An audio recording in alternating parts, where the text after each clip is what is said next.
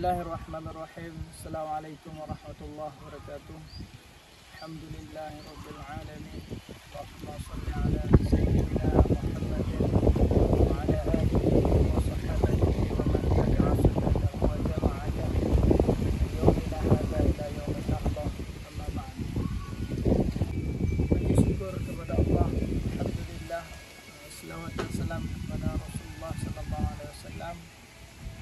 Saudara, ini merupakan salah satu bentuk usaha milik pesantren kita yang sudah kita asas mulai dari tahun 2018 dan masih eksis dan terus berkembang hingga sekarang tahun 2023. Usaha budidaya lele ini sangat membantu perekonomian pesantren, pertama untuk lauk pauk dan bahkan bukan hanya dikonsumsi oleh di pesantren kita, tapi juga sudah bisa kita supply ke pesantren-pesantren tetangga.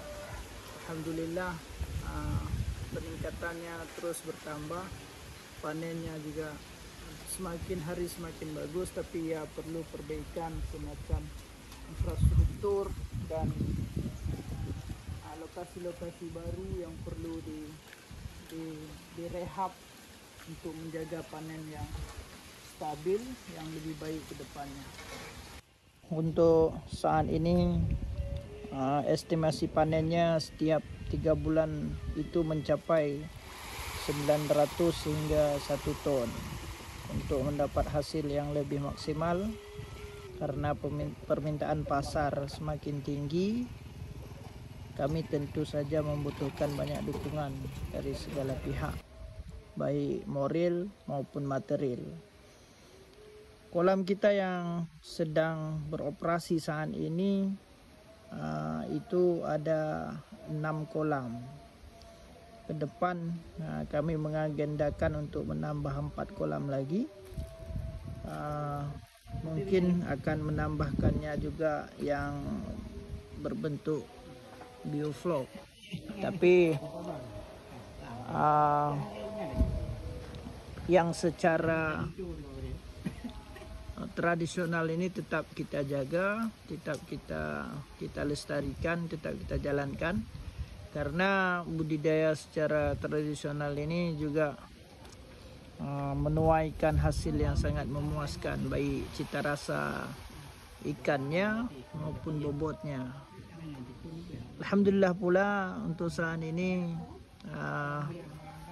badan usaha milik pesantren kita ini, khususnya bidang lele jumbo ini, menyerap 5 orang karyawan guru tetap di pesantren ini. Dan mudah-mudahan ke depan terus bertambah dengan adanya dukungan dari Bapak Ibu sekalian. Juga mudah-mudahan bertambah karyawan dan orang-orang yang dapat kami bantu di sekitar pesantren. Mungkin begitu saja profil singkat badan usaha milik Dayah Daruz Zahidin, terletak di Desa Lamce, Kecamatan Kota Baru, Kabupaten Aceh Besar, Aceh. Wallahul muwaffiq wal hadi ila sabilir rasyad. Wassalamualaikum warahmatullahi wabarakatuh.